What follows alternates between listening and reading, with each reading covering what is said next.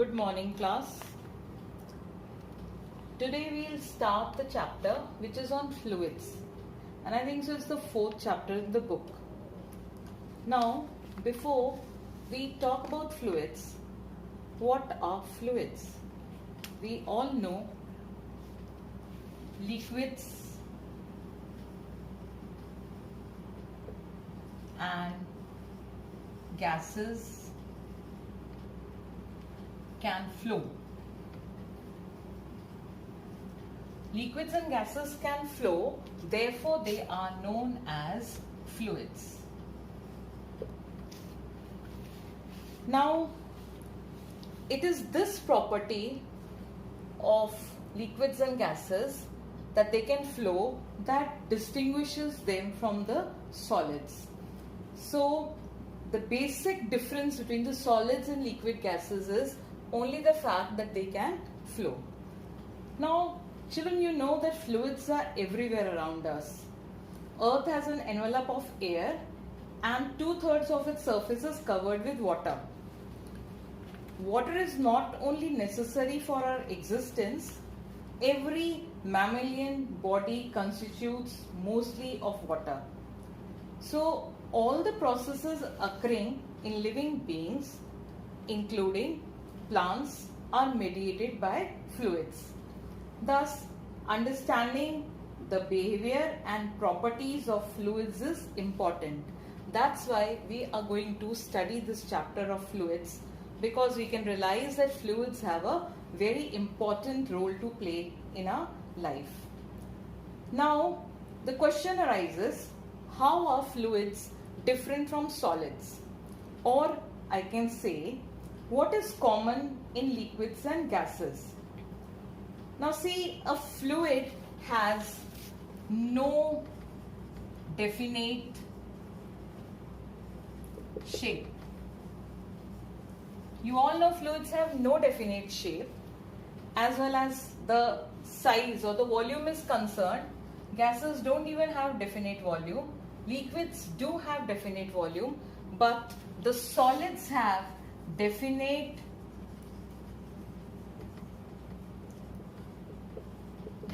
shape and size. So this is the difference between the solids and liquids. Apart from this, the difference between gases and solids or liquid is that for solids or liquids, the change in volume due to change of external pressure is rather small. In other words, I can use a term known as compressible.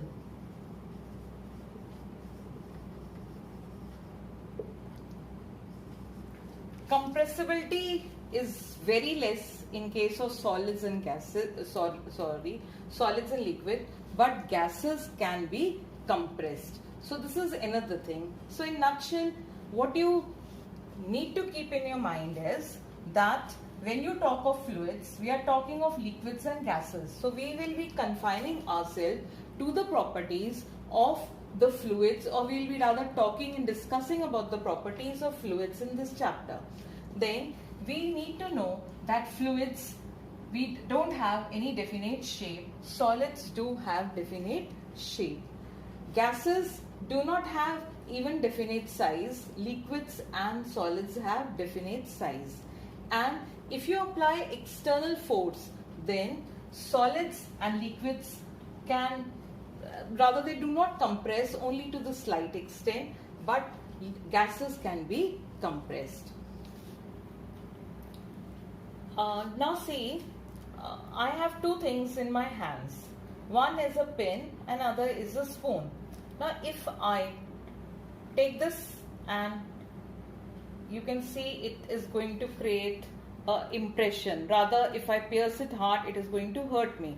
But if I press my hand with this spoon, then it is not going to hurt me. My skin is getting affected due to this. What is the difference between the two? The difference between the two is of the pointed edge. This is having a very small area and this is having a large area. Same way, if you have a person surrounding you wearing a flat shoes and a pointed shoes or a pencil heels, So a girl wearing a pencil heels steps on you, then you will be hurt. And whereas a person wearing flat shoes steps on you, you might get hurt, but not to the same extent as the person who was wearing pencil heels steps on you. So basically, if you see, what is all it about? It is all talking about the coverage of area. These two examples in our daily life show that not only force but the area is also very important. So before we proceed to talk about the properties of liquids and gases or the fluids, we are going to talk something about pressure, because we realize that pressure is talking about what? The force and the area concerned. So first of all, when we talk about the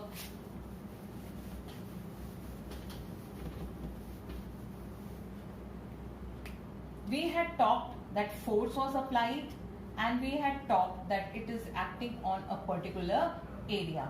So when we talk of these two terms, then we talk about pressure, and I can say pressure is equal to force upon area.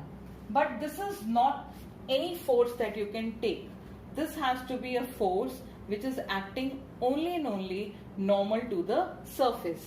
So over here, I will have to say force acting perpendicular to the surface. Perpendicular to the surface, if this is the surface, then the force should be acting like this. There should be an angle. So I was saying force acting perpendicular to the surface. So this is the force. Angle between the force and the surface is 90 degree. This force which acts perpendicular to the surface is given a special name known as thrust. So here I will define thrust first. Thrust is force acting normal to the surface. Now, if I consider a surface and let's say this is some kind of a table. So, if I push the table in this way, then the force is acting normal to the surface. But if I try to push the table from here, I apply the force from here, then this is not going to be thrust, right? Because it is not acting normal to the surface. So, children, now over here, we can define pressure. And we can say that pressure is thrust per unit area. This is one way. And in case this is a shorter way to define pressure, you can also define pressure as pressure is force acting normally to the surface per unit area. So now for finding out pressure, we have relationship pressure is equal to force upon area. Rather, I had written pressure is equal to force acting perpendicular to the surface, and now I rewrite this as pressure is equal to thrust upon area. From this formula, you get the significance of the area with respect to force. What is this showing? This showing that P is directly proportional to force. More is the force, more is the pressure. Less is the force, less is the pressure. And it is also indicating that P is inversely proportional to area of cross section. That means less is the area, more is the pressure, or more is the area, less is the pressure. So when I was talking about the spin piercing my hand and or the spoon, then both had different area of cross sections. So we pierce this pin and the spoon might be with the same force, since area of the pin was less, it will hurt me more than the spoon. Or same way, if a person with the flat shoes and the high heel shoes is the same case. You will find lots of applications of this relationship in your daily life also. For example, when you talk of knives, you always need a knife which is going to be sharp. What do you mean by sharp? By sharp you mean that the edge is narrow. Edge is narrow. What does this mean? That it is talking of less area. So when you apply force, it exerts more pressure, but if you have a blunt knife over there, area is more, so pressure exerted is less. So to cut the vegetables, you have to apply more force. That is why you all prefer sharp knives. Or if you see other examples, if you see a coolie moving on a platform, then to keep the load on his head, he uses a turban. The turban is curled round and then he puts it on the head. What is he doing? He is increasing the surface on which the thrust is to be acted. You take your bags, you put your bags on the shoulders. So the place where you put it on the shoulders has a wide strap. The reason for having a wide strap is again that it will exert less pressure on your shoulders. Same way, if you see natural things around us, look at the animals and the camels. They are huge animals. They have very broad feet. Like camels can easily run. You might not be able to run on the sand, but camels can easily run on the sand because they have broad feet. So the pressure exerted by them is less. Now let's see what are the units for measuring pressure. Let's consider the SI units first. So for thrust, the SI unit happens to be what? Newton. I hope you have not forgotten that whenever the unit is named after the name of the scientist, we started with small n. This becomes very important and you need to remember it. So this is small n and the symbol will be n. Now see, thrust is also a force, so the unit is same as the force. When you talk of area, the unit becomes meter square. So the SI unit of pressure is Newton per meter square, or it can be written as Newton per meter square, like this. Now this is the SI unit. If you let's complete this only first. So this is the SI unit, Newton per meter square. This Newton per meter square is given a special name of Pascal. Again, Pascal is the name of the scientist. So over here, this is termed as Pascal and the symbol is PA. So I can say 1 Pascal is equal to 1 Newton per meter square. Now children, if you are asked to define Pascal, then what will you write? I am waiting for you to think and pen down something in your copy so that you can verify when I give you the answer. So please answer how will you define Pascal?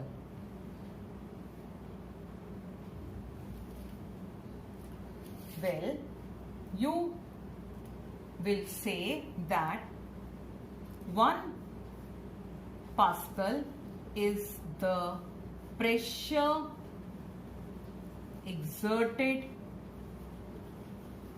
by a thrust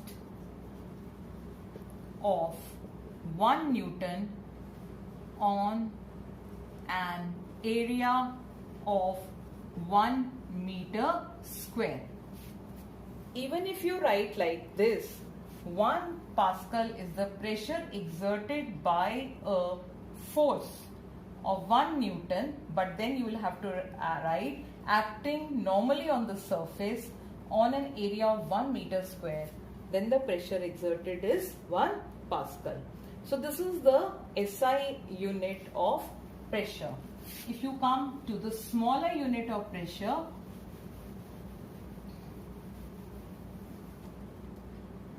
CGS unit you can say, you know that in CGS unit you measure thrust as dyne and the area is measured in centimeters square. So the unit becomes dyne per centimeter square. Can you derive a relationship between the SI unit and CGS unit? You will do this and you have to send it to me. Relation between SI unit and CGS unit of pressure.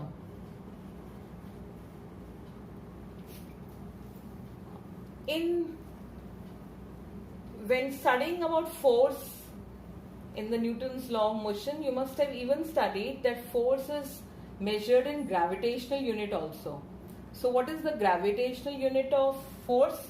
Gravitational unit of force is kgf. So at times we might write that pressure is kgf per meter square or kgf. Fine. This is about the units of pressure. Let's do this question. Please keep writing. The question is a brick of dimensions 30 centimeter into 15 centimeter into 10 centimeter and having a mass of 4 kg is kept on a leveled ground. Okay, find the thrust exerted by the brick. So first thing that you have to find is the thrust, and second, maximum and minimum pressure. Okay, can you tell me what is going to be the thrust exerted by the brick? Are you solving, all of you? I hope you must have solved. So what you will do it, you will write thrust is equal to weight is equal to m into g. 4, and let's take g as 10. And if you have taken 9.8, it's no problem. That is also correct. This is only for convenience that I have taken 10. Otherwise, you can take 9.8. So what I am getting is 40 Newton. So thrust, remember, is equivalent to the weight. And so you are getting the thrust as 40 Newton. Correct? I hope maximum of you must have got it correct. Anyway, let's see the second part. The second part says maximum and minimum pressure. Now you have to calculate maximum and minimum pressure. Now see, this is a brick which is having, it is a three-dimensional thing. It is having a length, breadth and height. So you know, you can keep the brick in three ways. Suppose this is a brick. Then its length is 30, breadth is 15 and height is 10. Now see, the brick can be kept in this manner, right? It can also be kept in this manner, and the brick can also be kept in this manner. That means when you keep it like this, then I can say the area of the base will be 30 into 15. If you keep it like this, then I say the area of the base is 30 into 10. And if you keep it like this, then the base area will be 15 into 10. Now you already know that pressure is inversely proportional to area of cross section. This implies that maximum pressure maximum pressure will be there when area is minimum. Now see from the top, which is the minimum area? 15 into 10. So to calculate maximum pressure, area will be 15 centimeter into 10 centimeter. This is 150 centimeters square. Now we have to calculate the pressure. Pressure is thrust upon area. Thrust we have calculated to be 40 Newton. Area is 150 centimeters square. Now see over here. This thrust is in SI unit. Newton is the SI unit. But centimeter square is not the SI unit of area. So what have you to do? Before finding the pressure, we need to convert centimeter square to meter square. For doing that, we will write 150 into 10 to the power of minus 4 meters square. So remember, what you have to do is that whenever you want to convert centimeter square to meter square, what are you going to do? You will multiply with 10 to the power of minus 4. Now, let's find the pressure. So P is equal to F upon A. F is what? 40. And area that we have is 150 into 10 to the power of minus 4. Now, quickly solve this and let me know what you are getting.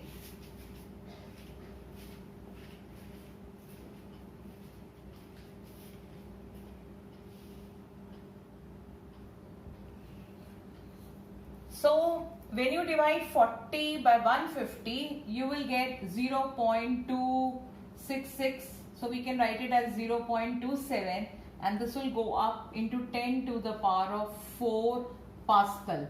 So, this should be written as 2.7 into 10 to the power of 3 Pascal. You can even leave it like that if you want, but otherwise you can write it as 2.7 into 10 to the power of 3 Pascal. So this gives us the maximum pressure exerted.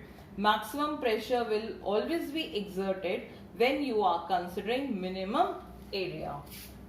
Now let's find the second part of it. The second part wanted us to calculate the minimum pressure. So again you have minimum pressure when area is maximum. So what is the area, maximum area?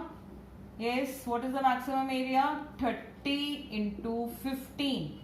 This will give you 450 centimeters square. Again, I have already explained you need to convert it into meter square. So it will be 450 into 10 to the power of minus 4 meter square. Now let's substitute. P is equal to F upon A.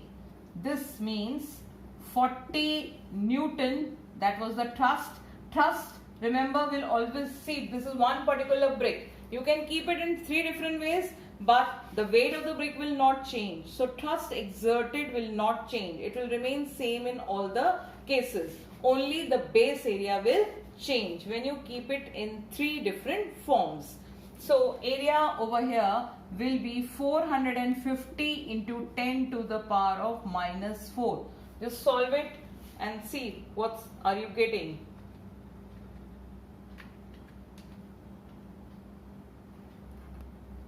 Okay, I believe when you divide 40 by 450, rather 0 can cancel, you will divide 4 by 45, you will get 0.0888.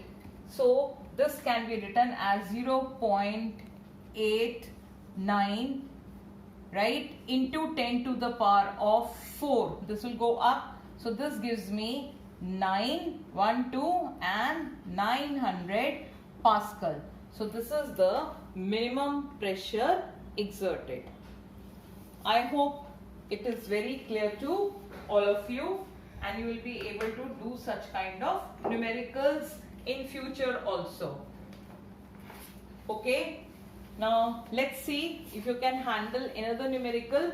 Just write down. I hope all of you have taken out a pen for writing. Right? Kashvi weighs 36 kg. Kashvi weighs 36 kg. She is standing on the ground. If area of either foot of Kashvi is 150 centimeters square, if area of either foot of Kashvi is 150 centimeters square, then calculate the pressure exerted by her on the ground. Take G equal to 10 meter per second square. Now see what is given to us. M is given to be 36 kg. Okay. Then we know if M is given 36 kg, thrust will be equal to weight. Right? That means 36 into 10. This is giving us 360 Newton. Then area of 1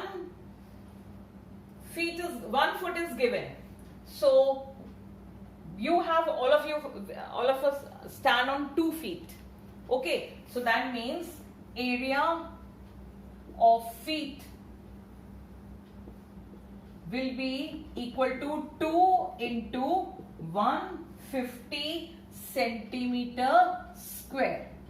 This gives us 300 centimeter square. Again, this is coming out to be in centimeter square. So what are we going to do? We are going to multiply with 10 to the power of minus 4. So I'll write this as 3 into 10 to the power of 2, this 300, and 10 to the power of minus 4 will convert it into meter square. So what do I get? I get it as 3 into 10 to the power of minus 2 meters square. Now pressure therefore will be equal to force upon area, that means thrust upon area. This will be 360 upon 3 into 10 to the power of minus 2. Right? So this will cancel. It will give me 120 into 10 to the power of 2 Pascal. Okay, so I can rewrite this as 1.2 into 10 to the power of 4 Pascal. Is it clear to all of you? Fine. Now let's recall what we did today.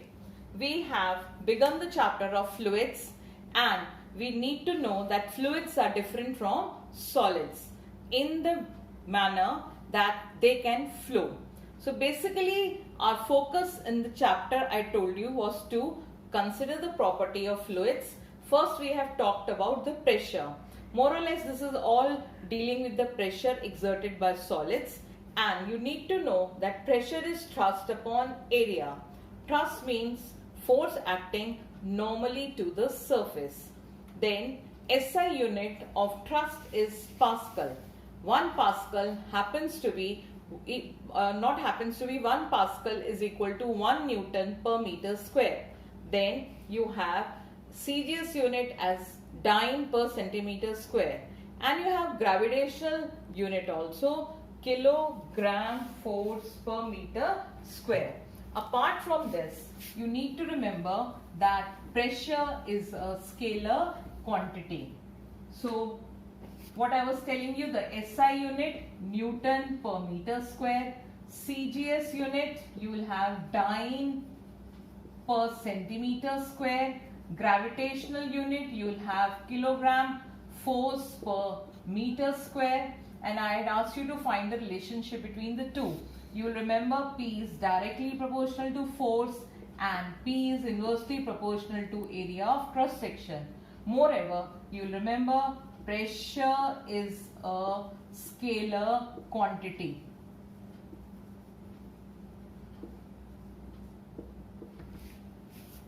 With this, we'll end up today's physics session, and now I'm sending you a link, posting a link which you open, put in your names, and there are 5 questions related to the topic that we have done today which you have to attempt.